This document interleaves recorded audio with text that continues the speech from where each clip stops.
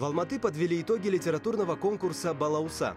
Он стартовал в прошлом году, в канун Всемирного дня детской книги. По условиям конкурса любой желающий мог предоставить авторское произведение, написанное для детей дошкольного возраста. Литературный проект организован группой «Казахмыс» совместно с Союзом писателей Казахстана.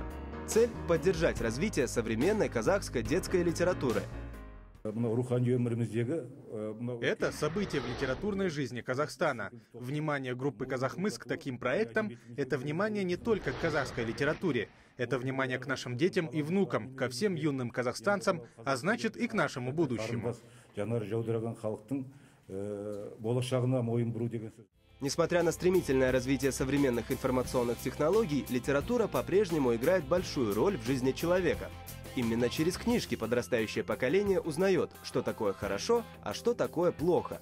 Поэтому издания для самых юных читателей должны иметь легкий для понимания малышей язык и особое наполнение, пробуждать национальное самосознание, любовь к родине, пропагандировать общечеловеческие ценности. Этим критериям отвечал рассказ «Жак и Кай» о крепкой дружбе двух мальчиков. Автору работы Костеку Баянбаю и присудили главный приз – именной диплом и денежный приз. Обладатель гран-при поделился мыслями о состоянии детской литературы в Казахстане.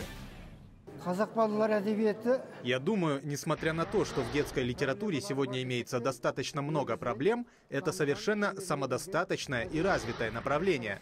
Оно объединяет в себе практически все жанры, и нам есть что предложить мировой общественности.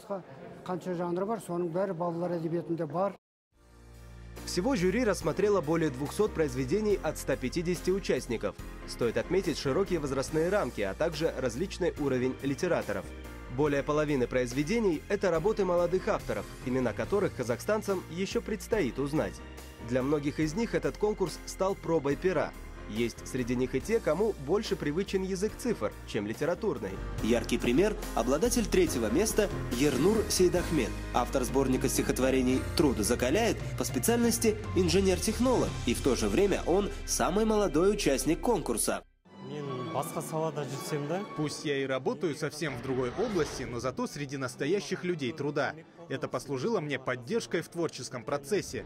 Работая в самых суровых условиях, бок о бок с простыми рабочими, я понял цену и силу труда. Я познакомился и с людьми, которые выплавляют медь, и в них черпал свое вдохновение.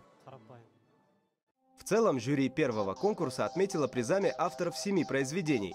Их работы будут опубликованы на страницах спецприложения к газете «Казах Адебиеті». Группа «Казахмыс» намерена продолжить успешный почин. Конкурс детских литераторов станет ежегодным.